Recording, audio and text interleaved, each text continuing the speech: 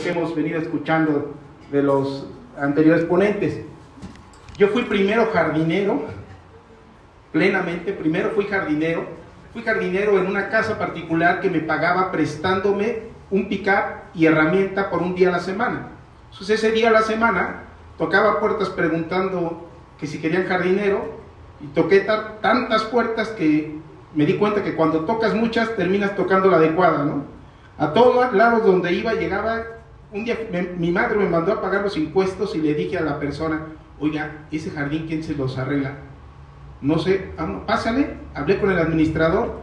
Un año después tenía todas las administraciones tributarias en la Ciudad de México. Fue un trabajo mucho más de experiencia, debo de reconocerlo. El único curso que tomé fue en el claustro de Sor Juana, hace tantos años que creo que muchos de aquí todavía no habían nacido. El curso se llamó Paisajismo para Ciegos, que fue un curso fabuloso, porque ¿cómo hacemos? Bueno, en esos tiempos sí le decíamos ciego a un débil visual. ¿Cómo hacemos que un débil visual sepa que está en un jardín si es que no lo ve?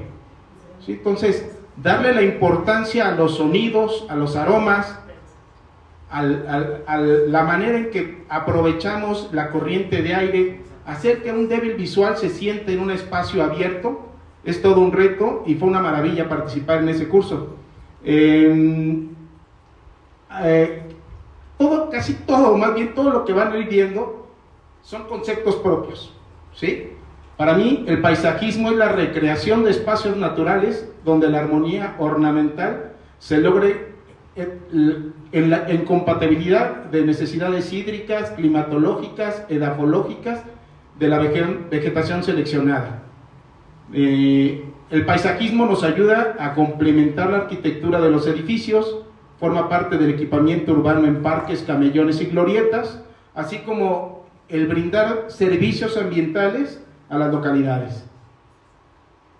Esto es bien importante, los factores y elementos que determinan la paleta vegetal. La temperatura es el primer gran reto que tenemos que lograr, superar. En nuestra localidad tenemos temperaturas extremas y debemos de estar conscientes que no podemos utilizar en espacios abiertos especies que vienen del subtrópico, así como tampoco podemos tener especies de clima muy frío. Por ejemplo, hay el pasto festuca, que ayer nos platicaba la arquitecta de él, es un pasto de invierno, y el pasto festuca se porta mucho mejor en invierno. El raygrass es plenamente de invierno, entonces son pastos que se portan mucho mejor en invierno que en verano. El paspalium, que no lo mencionaron ayer, es porque es un pasto de clima caliente, ¿no? Entonces tenemos que ir sabiendo que la temperatura es un limitante. La humedad relativa, hay mucha gente, y a lo mejor probablemente a otros paisajistas les han solicitado jardines verticales. Es casi imposible tener un jardín vertical en una localidad donde la humedad relativa ronda entre el 2 y el 8%. ¿Sí? Lo que pongamos se deseca. Entonces, esa es una limitante. La altitud es otra limitante. De todas las especies de quercus que existen, de encinos, la mayoría se desarrollan en una altitud superior a la nuestra. ¿Qué ocurre? Que llegan las modas, nos mencionaba la doctora Terrones, ¿no? Las plantas tienen modas y todo el mundo quiere poner quercus por todos lados. Y tengo una experiencia bien simpática porque los mismos árboles que plantamos en Monterrey hace como 10 años, plantamos unos aquí en la salida, nos contrataron para plantarnos en la salida Dolores, y los de allá tienen 4 metros de dosel y los de aquí siguen como con 1 metro. ¿Sí? Hay que saber que esto es una limitante. La latitud es otra limitante. Si no tenemos cerezos, si no tenemos robles, si no tenemos maples, es porque no están en la latitud correcta. Entonces, sabemos que los viveros nos van a decir: oiga, pásale, aquí tenemos el maple. Claro que lo vamos a comprar, jamás se va a dar. La precipitación es un factor súper importante que tenemos que considerar. En nuestra localidad precipita alrededor de 500 milímetros al año. Estas precipitaciones se han venido acortando. Antes llovía desde mayo hasta octubre casi. Hoy día estamos acotados entre julio y echamos a perder el grito con la última a mediados de septiembre. ¿Sí? Es donde llueve. Y peor aún, con el calentamiento global, hemos tenido precipitaciones comprobadas hasta de 104 milímetros en una noche. Lo que quiere decir que este tipo de eventos causan o pueden causar efectos catastróficos de protección civil. Y les quiero hacer un paréntesis aquí. Cuando fui subdirector de medio ambiente y que hicimos todo el mapeo de las microcuencas en nuestra localidad, ¿alguien conoce el Cerro de la Márgara? ¿Lo ubican? La Márgara, en la comunidad de Moral de Puerto de Nieto. Cuando uno va llegando de Querétaro a mano derecha, tenemos la montaña más alta de nuestra localidad, el Cerro de la Márgara. Se pusieron la Universidad Autónoma de Querétaro, pusieron unos sensores durante un aguacero durísimo, estaban preparados allá arriba para que cuando el aguacero llenara el recipiente que tenían, estos decantaran y empezaran a correr agua hacia abajo. Todavía no existía la bodega Aurrerá, pero del Cerro de la Márgara a la bodega Aurrerá se contabilizaron 20 minutos, para que se den cuenta con qué velocidad viene el agua. Hay fraccionamientos en ese espacio que han llenado de concreto los arroyos. Esto es terrible porque hace que el agua corra más rápido. Lo que necesitamos son meandros, lo que necesitamos es hacerla más lenta. Además, eso nos ayuda a la infiltración. La textura del suelo es otra limitante, ahorita vamos a hablar de ella más profundamente. Ayer nos hablaban de texturas francas. Sí, necesitamos texturas francas. Les voy a presentar unos videos donde podemos entender de manera muy práctica cómo llegar a lograr esta textura. El pH. Casi nadie habla del pH. Tenemos suelos alcalinos, tenemos aguas alcalinas, por lo que tenemos que eliminar de toda paleta vegetal gardenias, hortensias, camelias, azaleas. El azalia, el rododendro, es mi arbusto favorito de la vida. Es casi imposible.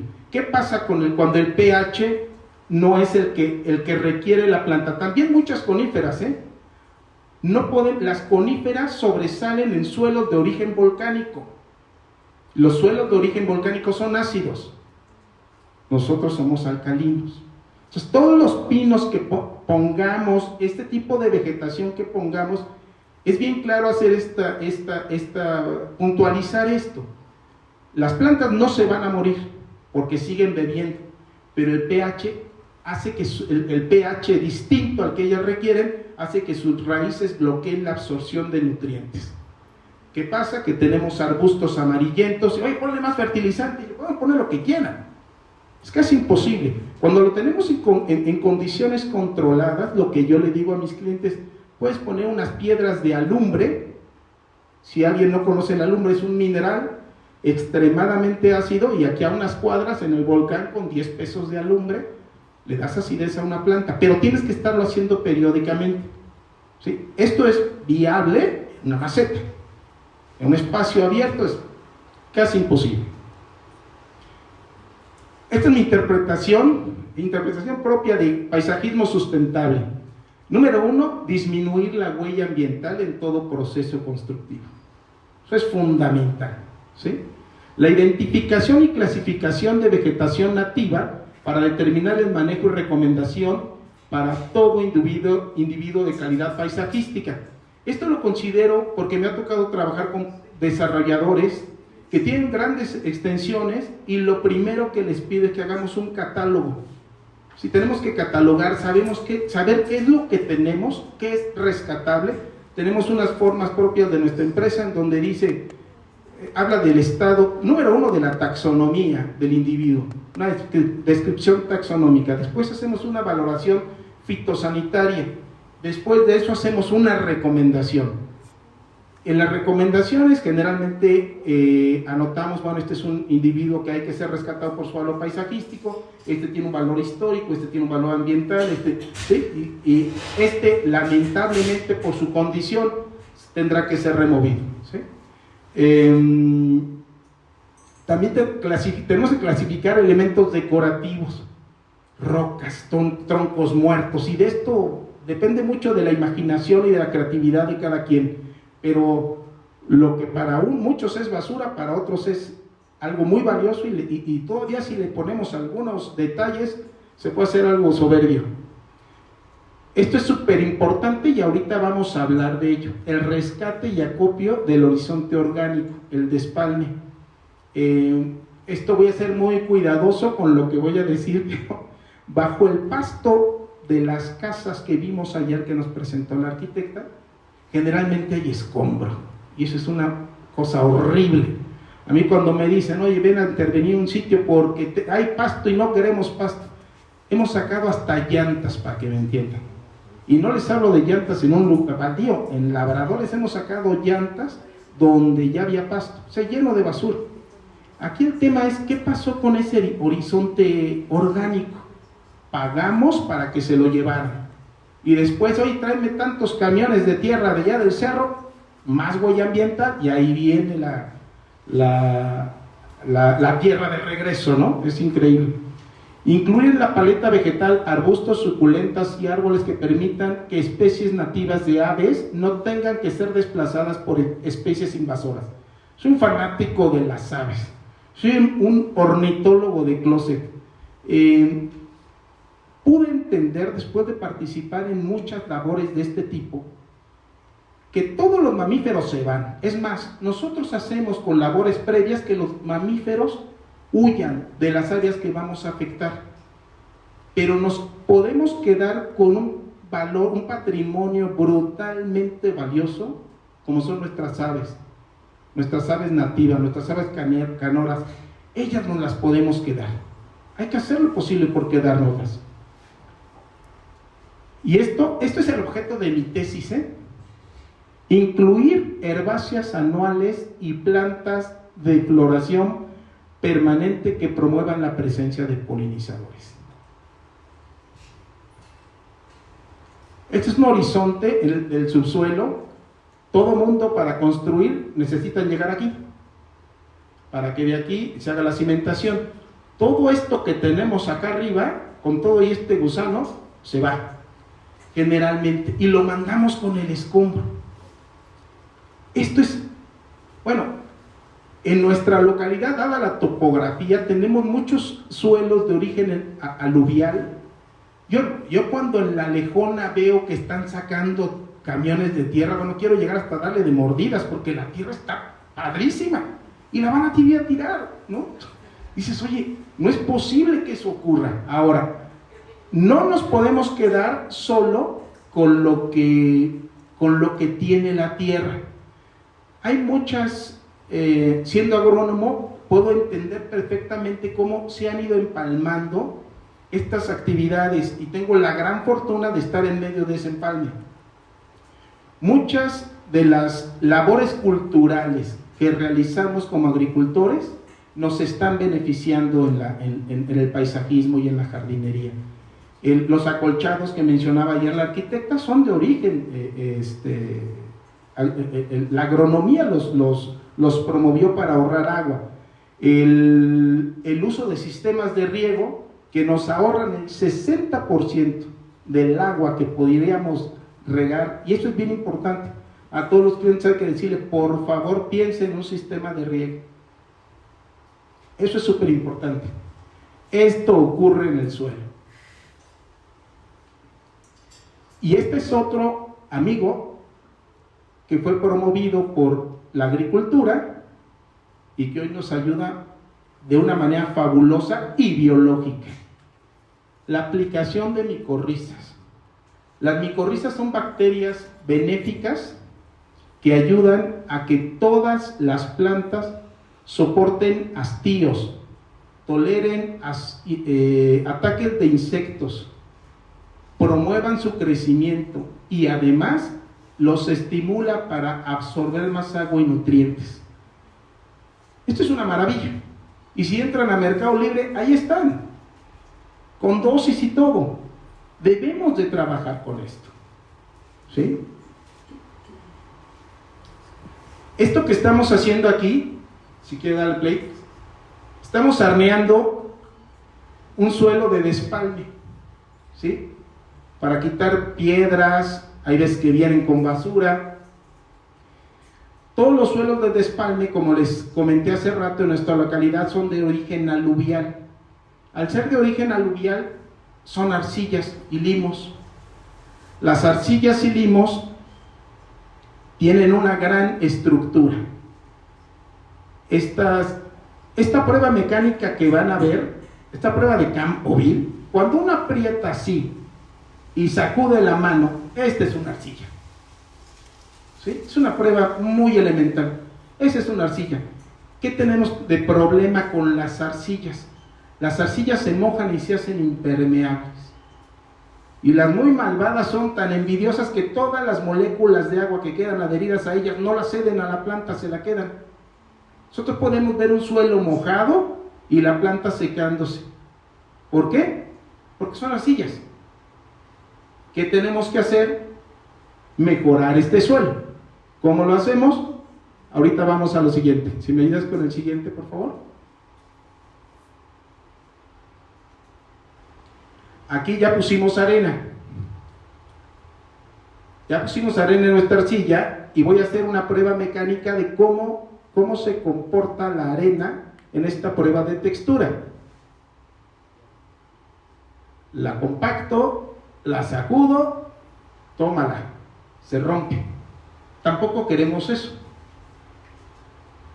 Queremos algo que dure algunas sacudidas y ahorita lo vamos a ver.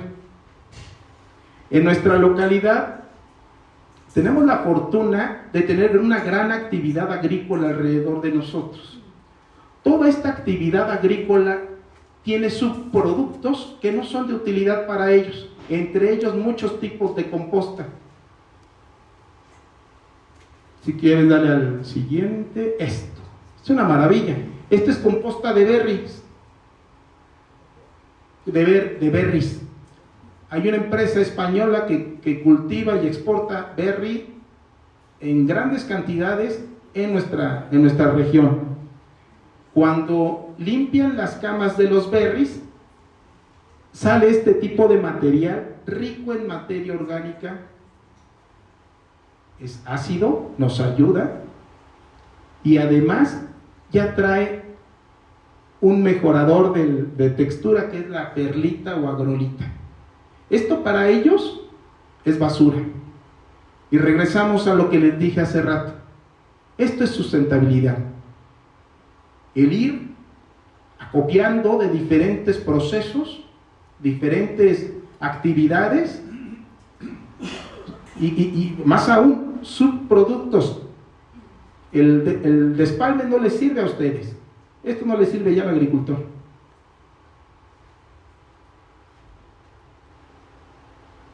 Esto es una textura franca. A ver, sí. Esta es una textura franca. Conserva, la apreté y cuando la sacudo termina deshaciéndose. Cuando yo la aprieto, ella se queda ahí. Si puedes regresar un poco, me ayudas el video para que vean cómo en el primer apretón se queda conformada una masa, pues, ¿sí? ¿Ya vieron? Queda en dos secciones y si yo lo sacudo, termina por destruirse.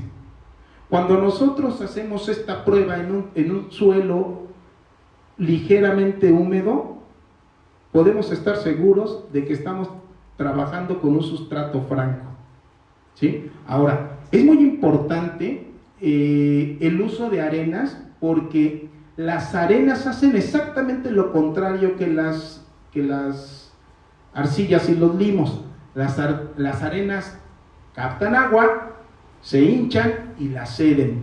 Y por eso es que la hidroponía utiliza arenas, porque la arena siempre lo va a ceder. Y cuando tenemos una textura franca, permitimos el paso de agua, el paso de aire y lo que más nos interesa, que las raíces se desarrollen en esos espacios. Como parte de nuestra actividad, Llevo 30 y tantos años trabajando con trasplantes. Y esto es sustentabilidad. Cuando llegamos a un lugar y me dicen, oye, es que la casa va aquí donde esté el árbol, no hay problema, dile al arquitecto que cambie el proyecto. No, generalmente no hacemos eso, le decimos, movemos el árbol y plantas la casa.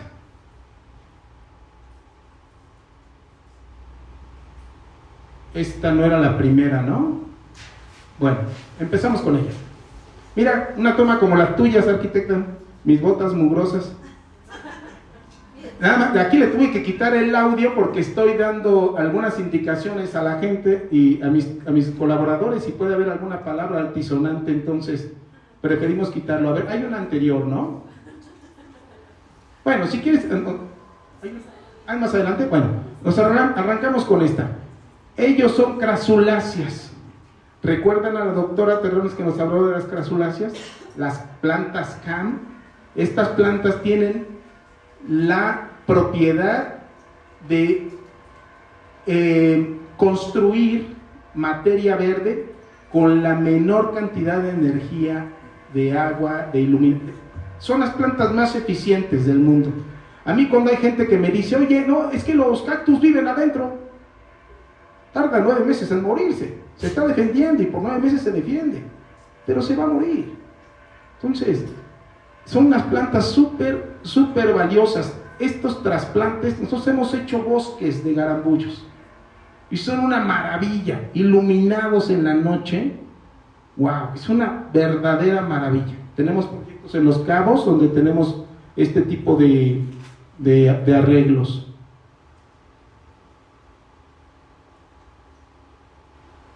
Vean el tipo de trasplantes que ya podemos hacer. Árboles de 150 años, ¿sí? Hemos hecho trasplantes de árboles hasta de 80 toneladas. Lo que están viendo que va a hacer aquí este colaborador, Frankie, mejor conocido como el micorriza, él va a aplicar micorrizas ahorita. Eso que está haciendo es una aplicación de micorrizas, ¿sí? Y eso lo hacemos alrededor antes de emplayarlo. Tenemos que tener micorrizas para ayudar a que nuestras raíces empiecen a reproducirse y que cuando lleguen al nuevo sitio, a su sitio de disposición final, inmediatamente empiecen a nutrirse y empiecen a beber. Vean nada más. Este es un contrato de 500 árboles, de los cuales perdimos 13. Y esos 13 se nos fueron porque el contratista me dijo, oye, tenemos que moverlos porque vamos a meternos andamios, y que dame chance, no podemos ahorita, dame una semana, estamos en... No te preocupes, ya lo movimos. Bueno, son las 13 bajas, y eran árboles pequeños, ¿eh? En este tipo de maniobras, ahorita les platico después, en este tipo de maniobras, ponme pausa, en este tipo de maniobras, gracias, son maniobras muy peligrosas. Como vieron, hay veces que estamos abajo de los árboles, son labores costosas si es que no las sabes hacer bien. La renta de equipos son costosos, tenemos que tener un mínimo de X número de árboles para trasplantar, para que esto sea viable, y lo es. Si nosotros fuéramos un vivero y le dijéramos, oye, ¿cuál es el árbol más grande que tienes? El precio de las plantas en los viveros está directamente relacionado con el tiempo de cultivo que tuvieron. Tenemos un árbol de 150 años y existe un algoritmo para calcular su valor económico. Son millones de pesos, y no hay vivero alguno en el mundo que lo pueda tener. ¿Cuál es la opción? Lo cambio de lugar. Este árbol es uno de mis árboles favoritos. Este había sido revisado ya por unos arboristas que le dijeron al cliente que era un árbol que debía de ser talado. Este árbol, donde tiene este acorazado de acero, tiene un corte con motosierra que llega a la mitad del tronco. Hablando con la gente, con los locales, les pregunté, bueno, ¿por qué fregados este árbol está doblado? Esto es muy fácil, acercarte con la gente que vive cerca y me dice, hace 40 años hubo una bajada de agua del arroyo de las Huilotas y lo tiró. Tiraron al árbol y el árbol empezó a crecer verticalmente. ¿Por qué crece verticalmente? Porque existe un fenómeno que se llama fototropismo. El fototropismo es lo que hace que todas las plantas crezcan hacia arriba, y geotropismo hace que todas las raíces crezcan hacia abajo, hacia la tierra. Entonces, y después de eso, imagínense que un infame trata de matarlo. O sea, no íbamos a dejar que este árbol fuera tala. El trasplante fue muy complicado porque el centro de masa está aquí, pero también tenemos un peso considerable en toda la rama vertical, ¿sí? Lo hicimos con 2 grúas, fue muy, muy delicado, y el árbol lo pueden ir a ver actualmente, está en una glorieta, es el centro de la glorieta. Nuestro árbol se llama Perseverancia, esta es la glorieta, ¿sí? Esta glorieta está ubicada en Distrito Corazón, esto es a un costado del Hotel Pueblo Bonito, ¿sí? Todos estos árboles no existían ahí. Este de hecho era un espacio completamente 6 metros abajo, y hoy día tenemos esta glorieta y tenemos una calle con un camellón que está conformado con todos los árboles, nopales y garambullos que estaban a las orillas. A todos los pusimos al centro. Aquí está Perseverancia, véanlo, qué chulada, nadie lo va a tocar ya. Y la actenia, bueno, derramándose con lo que nos gusta hacer con la actenia, ¿no? O que haga ella, nosotros no lo hacemos. Aquí sí tenemos peniceto, vean. ¿Por qué tenemos peniceto aquí? Porque es súper rústico. Aquí esto es temporal, ¿eh? Nadie lo riega. Este es el camellón. Y aquí están las vialidades. Todos los árboles que estaban aquí están en la glorieta y en ese camellón. Ese es las bancas de granito. En esta glorieta, que la intención es que sirva como espacio de exposición de arte. Tenemos también en él un anfiteatro, que ahorita vamos a ver.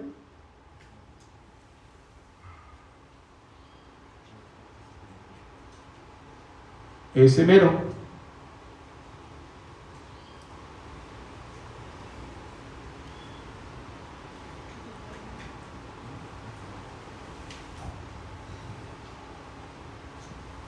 Esto es sustentabilidad.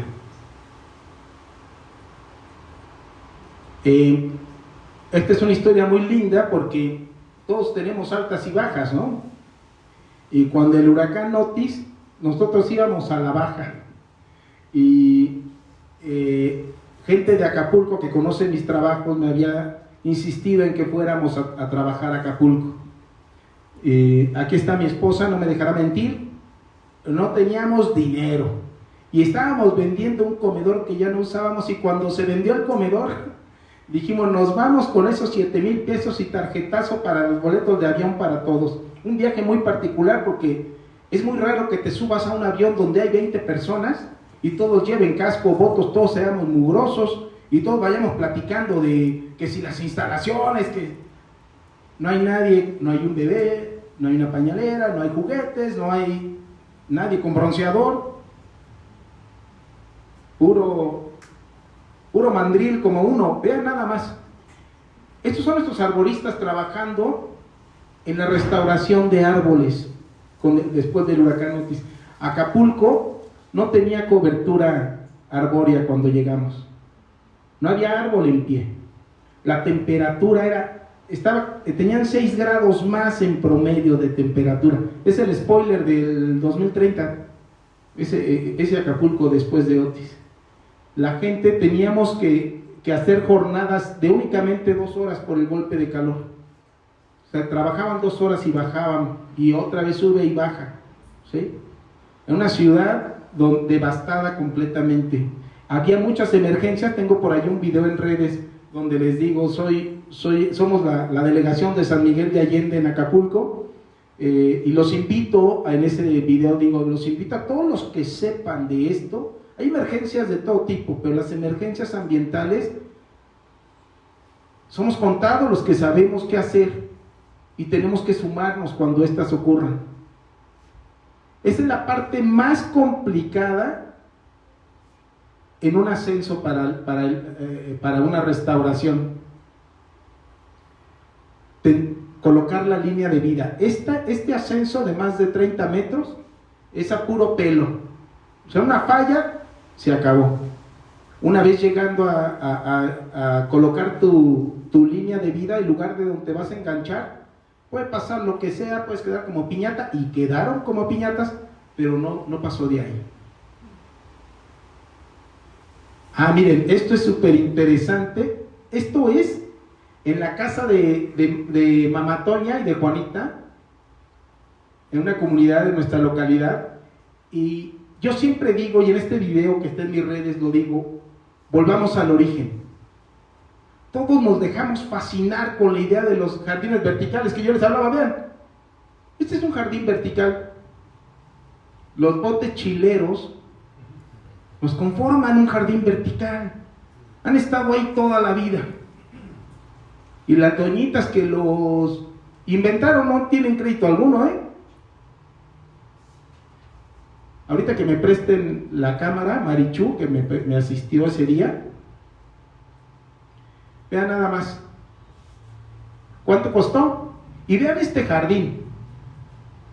Bueno, la iluminación no era la mejor, pero si hablamos de colores, texturas, estratos, tenemos albahaca, tenemos jitomate. Es un jardín completamente vivo. Está en botes, ¿qué importa? Esto es paisajismo. Esto es paisajismo. Volvamos al origen. Vean ese colio. Volvamos al origen. Esto está en mis redes para quien lo quiera ver con una mejor iluminación. Aquí se nos va un poco para arriba, pero la lantanilla aquí creciendo entre las rocas, ¿no? Es padrísimo. Esto que los agricultores hacen para retención de suelos y de humedad, esto es paisajismo. El hacer albarradas, y vamos a ver otros videos donde nosotros hemos hecho albarradas de piedra acomodada, se ve maravilloso con los agaves, las albarradas. Esto, la gente lo hace, y para mí, insisto, es una opinión personal, esto es paisajismo. Paisajismo sustentable. Vean esto ocurrió hace como 8 años. Yo era el gerente de imagen urbana de este fraccionamiento, y empecé haciendo un deshierve selectivo de las malas hierbas. ¿Qué es lo que quito y qué es lo que dejo? Esto, el año anterior tenía pasto y algunas de estas plantitas amarillas que ahorita vamos a ver su nombre. Solo algunas. ¿Qué hicimos? Recolectamos la semilla, quitamos lo demás y sembramos. Un año después teníamos esa maravilla. Este es el cosmos. Y este es el diablillo, que es una maravilla. Pero déjenme decirles que este cliente fue el primero que nos permitió hacer un experimento en su casa. Le dijimos, ok, tienes 3,000 metros de jardín, ¿qué te parece si te hago algo muy formal? Formal con todo y macetas, arquitecta. Esto está padre. No hay reglas en el paisaje, pero un paisajismo formal de aquí para acá, ¿no? Y para allá atrás, déjame sembrar herbáceas anuales. Sembramos cosmos. ¿Cuánto me cuesta, Alfredo? La mitad de la semilla es mía. La otra mitad se queda para que tenga flores el siguiente año. Funcionó. Hoy teníamos, que yo creo que nos brincamos algo, ¿no? Creo que todavía no iba el pollo. Pero bueno, esto es lo que yo les digo, que es uno de nuestros mayores patrimonios que tenemos. Todas estas aves, estos colibríes, todos estos son de nuestra localidad. Estamos trabajando con el libro de aves de San Miguel de Allende, el Charco del Ingenio. Es una fuente fabulosa. Charco del Ingenio tiene todo catalogado: árboles, arbustos, herbáceas, aves, reptiles, pequeños mamíferos. Un saludo a la gente del Charco del Ingenio, gran labor. Al Charco del Ingenio, cuando fui gerente del fraccionamiento Ventanas, le llevamos 2.500 biznagas de cuando estaban haciendo las primeras notificaciones. Todo fue al Charco del Ingenio. Todos estos colibríes son de nuestra localidad, y este amiguito, el pájaro carpintero, lo quiero mencionar y lo tenemos aquí porque él nos ayuda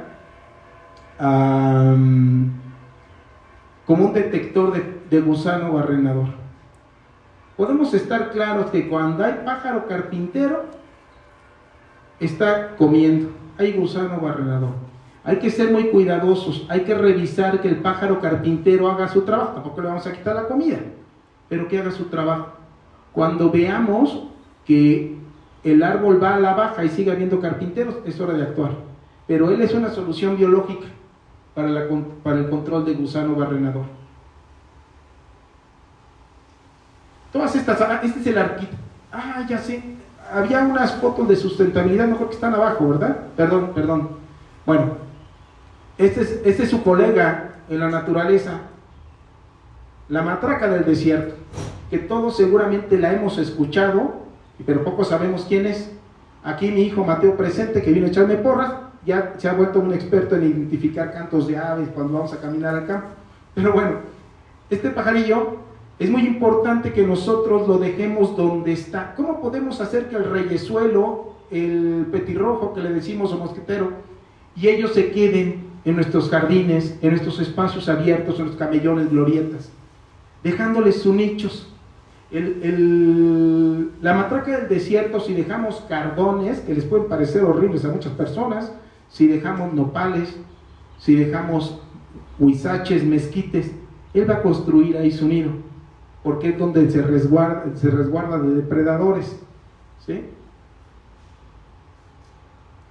Estos dos son una maravilla, y ellos dos comen semillas de herbáceas anuales. Todo lo que les digo, insisto, son años de observación, ¿sí? Así como sé que hoy día, ¿alguien conoce al cuitlacoche? ¿Lo ubica aquí? ¿Sí lo conoce alguien? Bueno, para mí el canto más hermoso que tenemos es el del cuitlacoche. A lo mejor superado, más o menos ahí se echa su quite con el censontle, pero esta ave hoy día está siendo desplazada por los cotorros. ¿Qué hacen cotorros aquí? Los cotorros están cotorreando, sí, pero ¿qué hacen aquí? Es el cambio climático. Antes les daba pulmonía, con madre se morían. Ya no les da. Y ya se están adueñando de nuestra ciudad. Y hay gente que lo puede ver y decir, wow, es el paraíso, aves exóticas. Estos son los carroñeros, además, están ligados a nosotros, a ti y a mí, porque ellos comen lo que nosotros desechamos. Yo prefiero aves que coman lo que tenemos en nuestros jardines, en nuestros espacios públicos, ¿sí? Ahora, ¿qué hacemos para controlar esto? Porque la gente, seguro como ha pasado, yo he hecho restauración arbórea en Juriquilla, y la gente se te avienta la yugular porque dicen, no, hay que salvar al perico. Son invasores, y tenemos que tenerlo bien claro. Y este malvado es el peor de todos. Todos lo conocemos como el chillón. Hay una anécdota no confirmada, debo reconocerlo, que en una visita de estado de Lázaro Cárdenas a China, estaba echando unos hotcakes con el Mao. ¿Qué onda? Oye, ¿qué pájaros tan fregones tienes aquí en la casa? Oh, sí, tan padres, no tan padres. Oye, son confianzudos. No son broncos, se acercan. Cuando Lázaro Cárdenas tenía la bota en el estribo del avión, llega el otro y le dice, oye, te mando una jaula con 16 pajaritos de los que te gustaron. 1939. Esta ave colonizó el país. ¿Y por qué lo colonizó? Porque igual que el perico, es un vil carroñero. ¿Qué pasa con estos carroñeros? Desplazan a nuestras aves. Si nosotros estamos en cualquier mancha urbana del país y probablemente del mundo, si es que a este cuate se le ocurrió repartir jaulas, vamos a encontrarnos a este pájaro en todas las ciudades. ¿Qué empieza a pasar cuando salimos a nuestras comunidades? Empezamos a ver aves diferentes, ¿sí? Empezamos a ver gorriones, empezamos a ver calandrias, ¿sí? Porque muchos no son migratorios. Como dato les platico que en su casa tenemos un nido de golondrinas y tenemos yo me sé claramente cuándo se van, cuándo regresan, y el primer pollo que voló, a quien mi esposa bautizó como Maverick, hace como 6 años, ¿verdad? Maverick, que prendió el vuelo, y Maverick, o quien sea que sea ese pollo, regresa y vuelve a estar con nosotros. Regresar al origen, ¿no? Respetar los ciclos. Mira, ya hasta cohetes nos están echando. Dicen, y aquí tengo un agrónomo presente que invité para, en caso de que hubiera opiniones contrarias a mí, alguien me pudiera ayudar, que todos los agrónomos tenemos algo de artista. Yo formé parte del grupo de ópera aquí de San Miguel de Allende, pero también me da por escribir. Inicias discreta, sin estruendo alguno. Fuiste semilla callada esperando el momento, y ese momento siempre llega, porque los signos que te hacen germinar son sutiles. ¿Acaso una suave brisa sea suficiente y ocurre el milagro? Creces alegre, afable, orgullosa y valiente. Al florecer, los tulipanes te envidian, porque eres fuerte. No te doblega ni te entristece la sequía ni penumbra alguna. Con tu belleza adorna los campos eternamente, porque eres vida, y cuando dejas de ser flor, regresas a ser semilla. Esto es el ciclo de la vida. Esto es regresar al origen. Les quiero hablar de este nabo. La doctora Terrones le dio una recomendación a la arquitecta que es fabulosa, y la arquitecta nos la compartió muy amablemente. Cuando lleguemos a algún lugar, todos aquellos que se dedican al paisaje o que les guste la idea del paisaje o entenderlo, tenemos que identificar todo el tipo de vegetación que tenemos alrededor. Este nabo es un forraje para las hormigas arrieras. Este nabo lo prefieren ellas a sus olivos, a sus cipreses. Cuando nosotros construimos en espacios campestres y decimos, no, sí, quita todo y tráete el pesticida que ahorita eches hormigas, vas a ver, no te las acabas. Esto es sustentabilidad. No tengo el nombre científico de él, debo reconocerlo, sé que es una falacia, pero tengo a un amigo, el etnobotánico más reconocido del mundo, es muy amigo mío, y ya lo tiene en sus manos, nos va a mandar pronto la ficha técnica, la vamos a subir a nuestras redes. Esta planta es una maravilla, y nosotros creemos que es una mala hierba y nos la llevamos. Y no es fea, además, tiene flor. Como parte de nuestra labor de rescate arbóreo, pasa algo bien bonito. Empezó a cobrar un sentido social.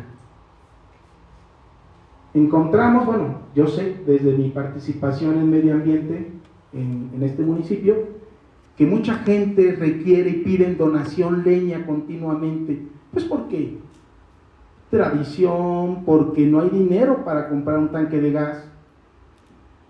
Por lo que todo el producto de podas que nosotros tenemos lo intercambiamos por esto. las personas de las comunidades nos ayudan a cosechar semillas de herbáceas anuales. Y tenemos una magnífica relación con ellos, nos dejan entrar a su casa. Ya pasó el estruendo. Nos dejan entrar a su casa, panear sus jardines verticales, nos dan una comida maravillosa. Y ahí nos vamos a enseñarles a las señoras y a los niños cuáles son las plantas que nos interesan, cuáles son las semillas que queremos propagar.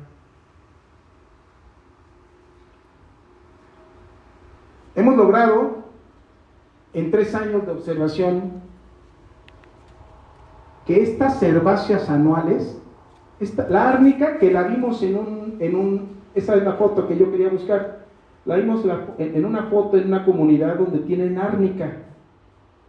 Tú lo ves y dices, es una planta ornamental, es árnica, que además tiene un uso medicinal. Y la árnica es endémica y además florea todo el año. Claro, si vamos a un vivero, si vamos a buscar a un vivero árnica, vamos a decir, vaya a la farmacia, hay en Pomada y en Chochos.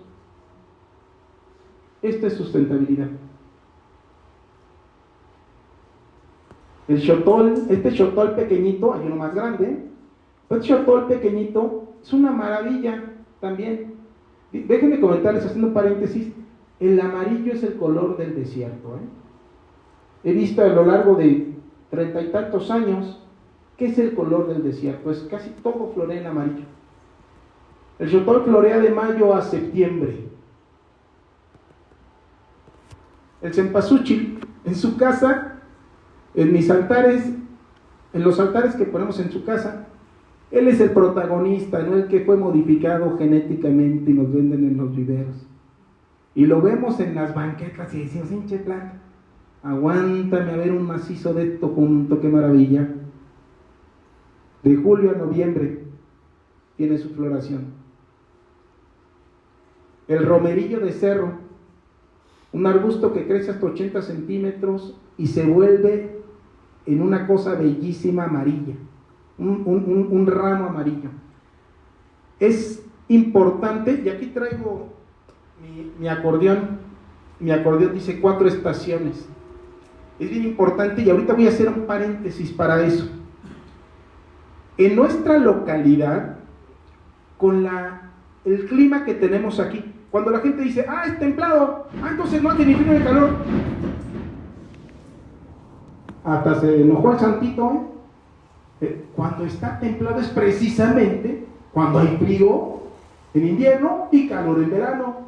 Como templas las cosas, pues vamos con cambios de temperatura, ¿no? Si la gente está ubicada en templado, entonces 0 grados. No, espérame, compadre. Templado es que tenemos extremos. Tenemos como paisajistas la oportunidad de tener 4 jardines al año. Y esa es una maravilla, chico. Y se lo dice alguien que, como pocos que hay aquí, cuando veíamos una foto en papel impresa, decíamos, oye, ¿y cuándo fue? ¿Y cuándo la tomaron? Yo desde niño, se los prometo que desde escuincle buscaba flores y decía, oye, ¿qué flor es esa? Ándale, es un cosmos o es un mirasol, seguro era septiembre, nos da temporalidad, es conceptual, y ha estado ahí toda la vida. Aprovechemos, regresemos al origen, paisajismo sustentable. Esto es paisajismo sustentable.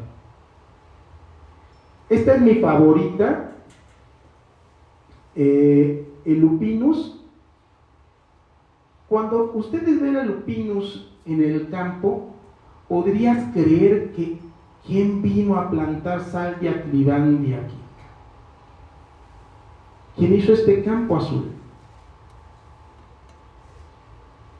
Lo hizo la naturaleza, diría un amigo del rancho, es el altar de Dios, sí, y por eso está ahí.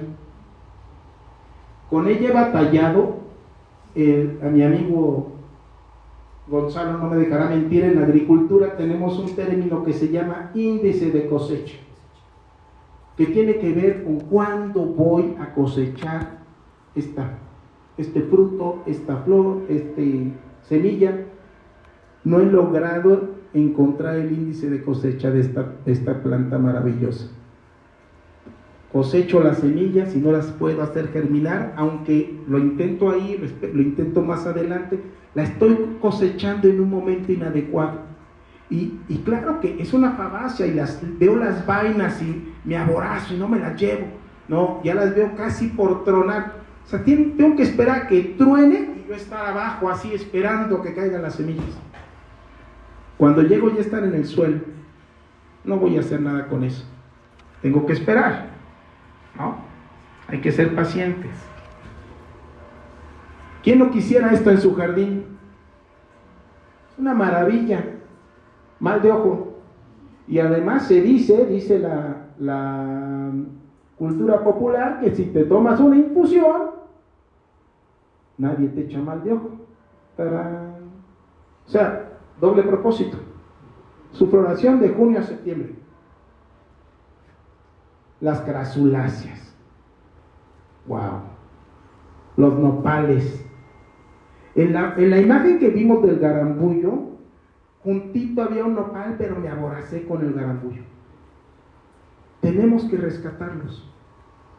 Yo he hecho cercas vivas en ranchos donde le digo plantemos pencas de nopal, pon una cerca, una malla ciclónica, y el nopal lo va a ir entretejiendo. Claro, volvemos a ser pacientes. Terminas teniendo una cerca viva que quien la crea que la puede cruzar a machete se encuentra que tiene alma de acero, como rayo vaca. Sus floraciones de marzo a mayo, y después son tunas, comida de la matraquita y de todos sus amigos. De ella ya habían hablado, de la Donodea viscosa o glandulosa. Hay dos especies. Un arbusto maravilloso, no tiene unas flores muy llamativas, pero su época de floración va desde mayo hasta septiembre. Ella podemos hacer un tipo de podas como las que nos mencionaba ya la arquitecta, de elevar copas y lograr un arbusto de 4 metros perfectamente formado como si fuera un paraguas, una sombrilla. Este es muy conocido, ya en los viveros está completamente domesticado, el algodoncillo, que además es importante mencionarlo. Cuando la mariposa monarca pasa por aquí, esta es su ensalada. Tenemos que tener algodoncillo para que pasen aquí a lonchar. Todo el año florea. ¿Quién hablaba de una planta apestosa de flor amarilla? Ah, es ella, la jara. Qué mal huele. Huele horrible, no, en serio huele horrible. Pero da un arbusto maravilloso, un arbusto hasta de 3 metros de altura. ¿Dónde lo podemos ocupar en el paisajismo? Bueno, en espacios abiertos. Lo tenemos hasta allá al fondo. Oye, wow, qué padre, remate visual tenemos. Oye, ¿qué tal si vamos a tomar una foto? No, espérate aquí. Dame chance. Vamos a tomar agua mejor.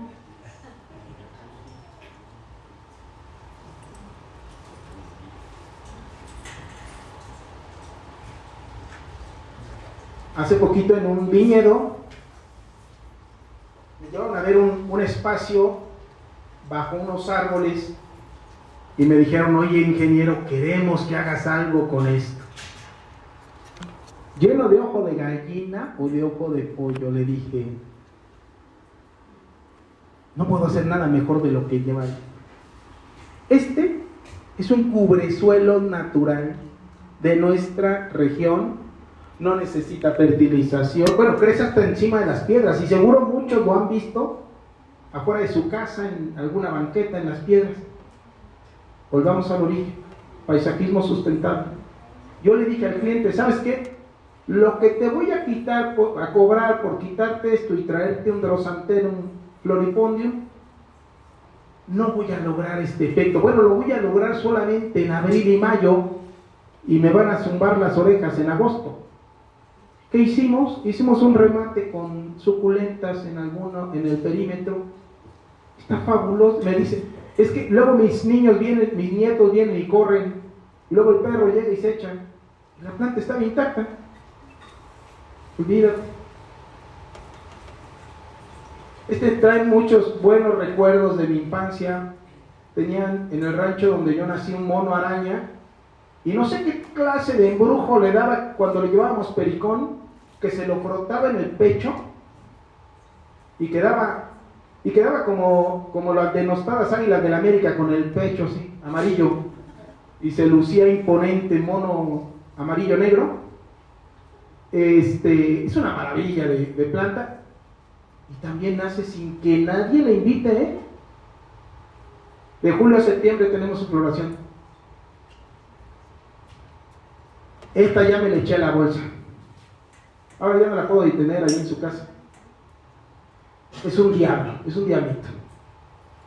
Esta planta la hemos domesticado. Esta sí ya la domesticamos. Las herbáceas anuales, como como rezaba el poema, están esperando un sutil aviso para decir que es la hora de germinar y de empezar a crecer. Este diablito, nos dimos cuenta que si lo seguíamos regando, seguía vivo. Seguía vivo el muy diablo. Y además, florea todo el año. Y una más, toda su semilla es viable. O sea, si yo pongo un diablo, me va a hacer 200 diablitos. ¿Cuál es la inversión? 0. Paisajismo sustentable. Volvamos al origen. ¡Wow! Esto también me recuerda a mi infancia. Soy tan fanático de esta flor que sé en qué partes de este municipio hay variedades moradas, blancas, y cuando voy a cosechar su semilla, me aborazo, siempre agarro poquito y digo, bueno, estas son mutaciones genéticas, pero es una maravilla. Claro, son años de observación y de muy chismoso, muy curioso, de estar viendo dónde nacen, dónde salen, qué me pueden aportar al paisaje. ¿Recuerdan el video de esta casa en el Valle de los Senderos? Una maravilla. ¿Cuál fue la inversión del cliente? Una siembra única. Te va a dar flor toda. Es más, vas a estar tú ya haciendo comida de gusanos y eso arriba seguirá siendo flor, porque es el ciclo de la vida. Paisajismo sustentable. Esta fue domesticada por todos lados. La lantana florea todo el año, la podemos ver crecer de manera endémica por donde vayamos del municipio, en nuestras comunidades, en áreas rurales, nos vamos a encontrar a fuerza lantanas, mucho más amarilla que la roja. Este malvado no he podido tener su semilla, son de mis retos, pero cuando lo veo, crece sobre las piedras en abril, en mayo, allá arriba en el cerro. ¿Quién lo riega? Tiene un sutil aviso: llegó la hora, hay que germinar, hay que vivir, y hay que llenar de belleza el paisaje. Cuando paso caminando junto a él en las mañanas, tengo envidia y digo, ¿cómo te saco la semilla? No he podido dar con ella, pero soy necio, voy a dar. De abril a septiembre lo podemos ver florear. El 5 llagas, también otra, la flor del desierto, de julio a octubre. Esta también crece, estoy seguro, en baldíos crece esta planta. Y no les hacemos caso, ¿Y saben por qué no les hacemos caso? Porque no hemos visto un macizo de ellas juntas floreando, juntas together everybody. No las hemos visto, pero sería maravilloso. La aceitilla, además de ayudarnos a hacer una infusión muy recomendable para padecimientos en la sangre, florea de febrero a septiembre. Ella no necesita que llueva para germinar y para florecer. Díganme si van a un vivero y digan, quiero una planta que no le dé de beber, como el caballo de mi padrino que se murió cuando lo había enseñado a no comer. Se va a morir. Esta planta vive con el agua que hay en el ambiente, ese 2% que les digo. Por eso son valientes y por eso son fuertes y por eso se burlan del tulipán. Aunque lo vemos hasta en las banquetas. Díganme qué le pide una lavanda, qué le pide esto a una lavanda. Nada, en serio nada, no tiene plagas, soporta el hastío, soporta pisotones, que le eches basura encima, y tampoco tengo su semilla. Bueno, está bien porque así tengo trabajo. Su floración de marzo a octubre. Esta es una especie que no tiene nada de valor paisajístico, pero la quise incluir por lo siguiente.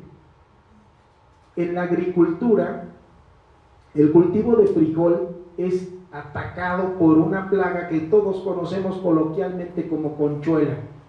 Es un coleóptero como de 3 veces el tamaño de una mariquita o catarina, que es bravo para comer, y lo que pude ver en mis años de agricultor es que donde había cultivares de frijoles y había hierba del negro, no se comían al frijol. Y cuando vemos los campos llenos de cultivos, sin dejar que prevalezca el forraje, la comida que han tenido esos insectos antes de que nosotros fuéramos civilización, no tenemos de otra más que nosotros le estamos sembrando la comida a la plaga. No quiero decir plaga, al insecto. ¿Recuerdan cuando vendían mallitos aquí?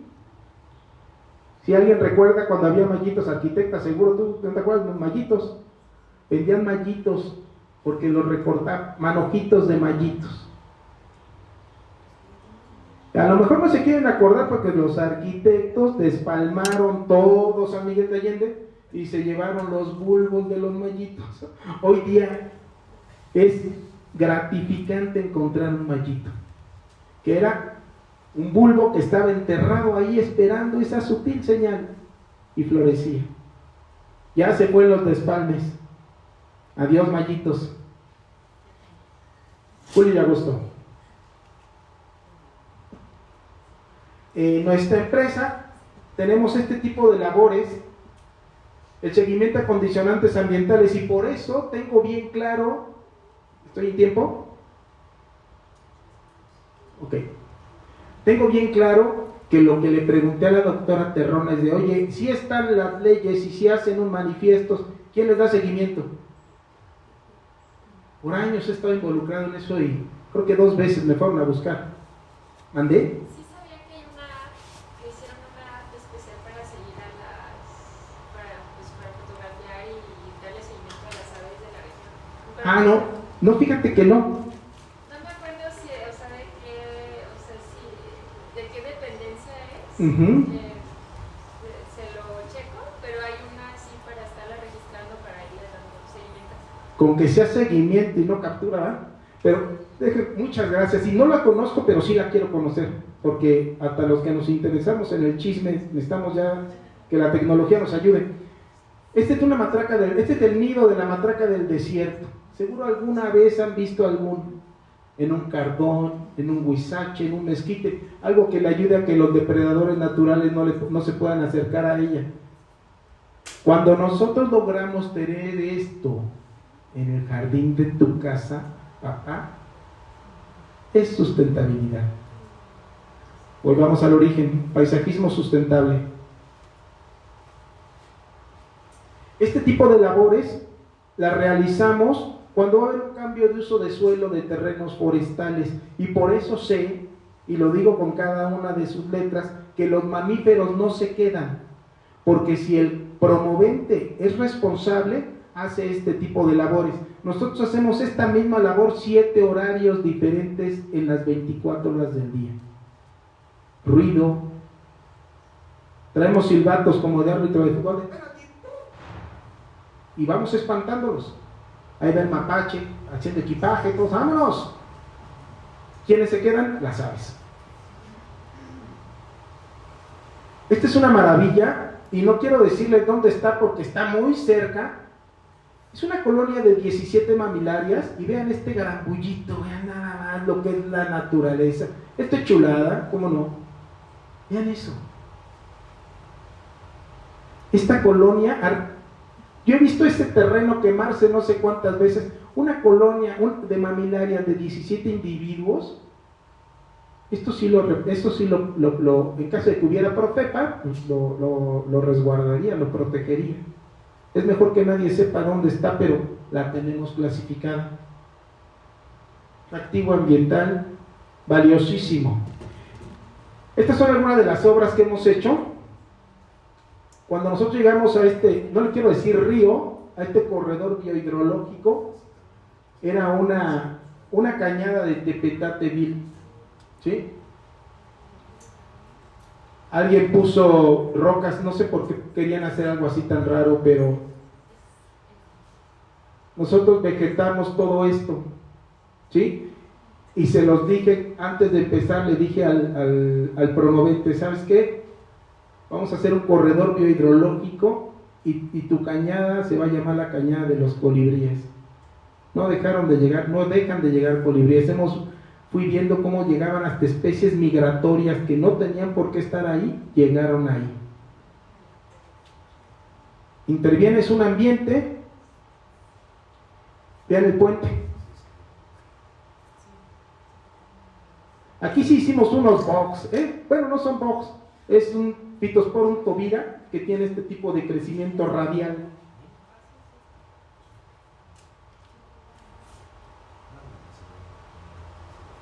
¿Sí?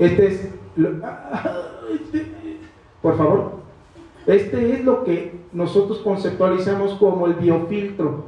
Todos nuestros trabajos que hacemos con agua los filtramos con bacterias. Biológico sustentable, volver al origen, paisajismo sustentable. Hicimos hasta una playa, luego se hizo nudista, estos niños se quitaban la ropa y ya tuvimos problemas con la autoridad, y ya vieron este túnel, y esto es bien valioso porque ¿saben qué? Yo no veo Pristes. ¿Cómo se llama la aplicación? ¿Prisles o Pristes o cómo? Bueno, ni siquiera sé cómo se llama. A mis compañeros en mi clase de inglés, cuando me dicen, oiga, ¿y usted a qué se dedica? Les digo, por favor, muchachos, háblame de tú, número 1, por favor, es extensivo. Y les digo, me pagan por soñar. Yo vivo de mis sueños. Todo esto estaba en mi cabezota antes de que estuviera ahí. Mira, aquí había un peliceto rojo, arquitecto. Este video, pues, bueno, le quitamos el audio original, pero así es como se construye. Pausa, por favor, dale tantito para atrás.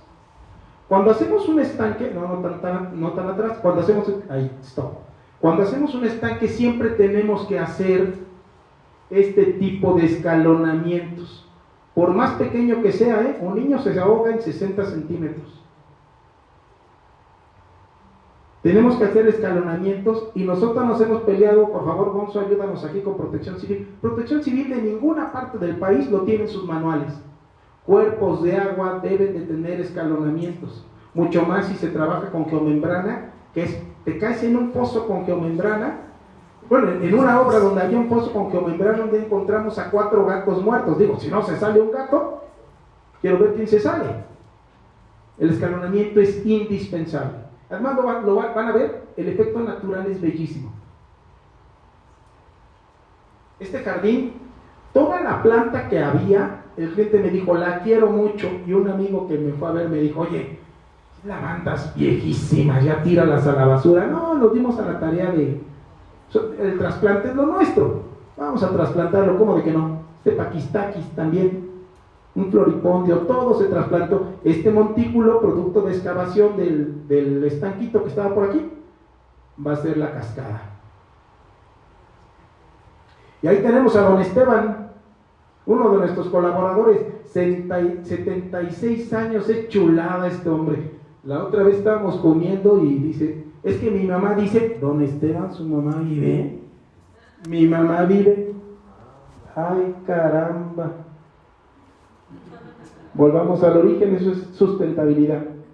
Vean cómo quedó.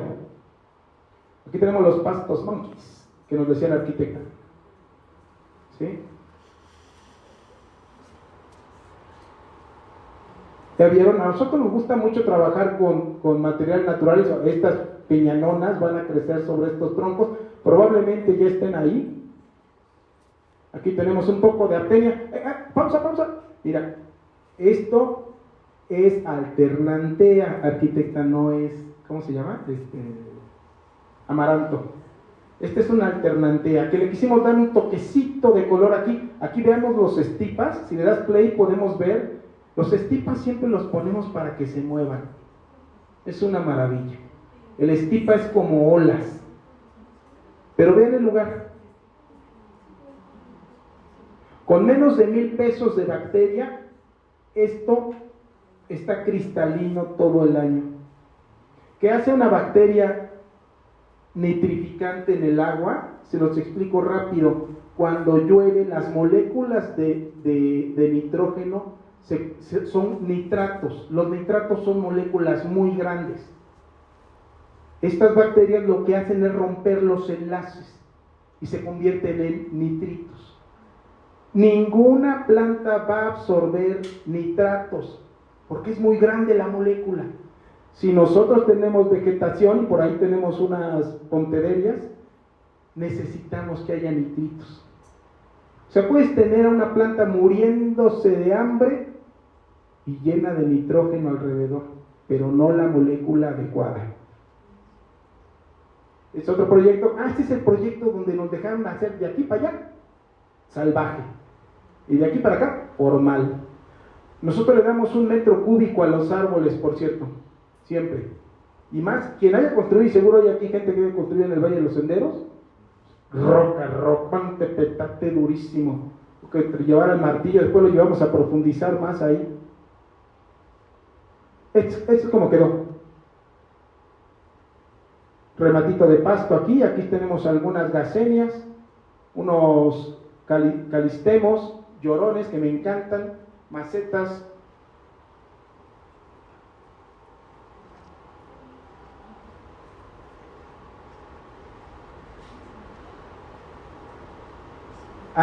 Quise traer esta, nada más porque este es un render. Invité al arquitecto que nos ayuda con los renders, pero a lo mejor es del otro colegio, no le pregunté. Sí, porque me dijo, en el colegio de violencia, dije sí, ok, le deseo mucha suerte. Bueno, él nos ayuda con los renders, y hay mucha gente que me ha dicho, yo no hago renders porque si no aumentan las expectativas del cliente. A nosotros no nos interesan las expectativas del cliente porque siempre superamos esto, se lo garantizo. Vean, bueno, ahí no hay horizonte vegetal, aquí no hay nada que rescatar. Hubiéramos vendido esa tierra para hacer Talcomemen, completamente estéril. Y tenemos una pendiente que teníamos que solucionar. Ahorita les voy a platicar de un tip para solucionar eso. Aquí tenemos artenia, igual es alternante a esa roja. Y vean los morrillos que colocamos aquí para hacer estas terrazas. Cuando queramos hacer morrillos, ¿alguien sí sabe por qué, para qué usan la leña de pirul? Ay, no me digan, pues para hacer llorar, dicen, ¿no? Solo sirve para hacer llorar. ¿Por qué nos hace llorar? Porque el pirul está lleno de resina. Y acuérdense que todo tiende al equilibrio. Y si tenemos un elemento lleno de resina, nunca se va a podrir. O va a tardar muchos años. Esas huellas que se veían lindas en ese proyecto que nos mostró ayer la arquitecta, si fueran de pirul, pueden durar 20 años, ¿eh? Claro, no tirar al pirul para hacer la ropa, pero cuando necesitemos este tipo de materiales o veamos troncos de pirul, para nosotros los troncos de pirules son oro molido porque podemos hacer esas cosas. Vean, es un jardín polinizador. Ya me lo perdí por estar aquí en el chisme, pero vieron el cambio, ¿no? No le tememos al render. Siempre decimos, no hombre, pon el render, no pasa nada. Estamos seguros de lo que hacemos. Ahora sí, ¿alguna duda? Que tiene que ser en 2 minutos, porque... ¿Alguna duda, un comentario? ¿Habían escuchado alguna vez acerca del aprovechamiento de herbáceas anuales? Bueno, esa es mi tesis. Y estoy seguro que los viveros en el futuro tendrán que desaparecer y tendremos que adornar, hacer paisajismo con esto, con lo que siempre ha estado ahí y que no nos hemos dado cuenta de ello y que no nos cuesta. Hagamos siembras únicas, ¿sí? Siembras, estas sí son siembras. Acuérdense que luego la gente dice, es que sembré un árbol. Compadre, se siembran semillas, se plantan árboles, se plantan plantas. Esto sí es sembrar. Hay que sembrar y dejar que la naturaleza haga su trabajo. ¿Sí? Muchas gracias.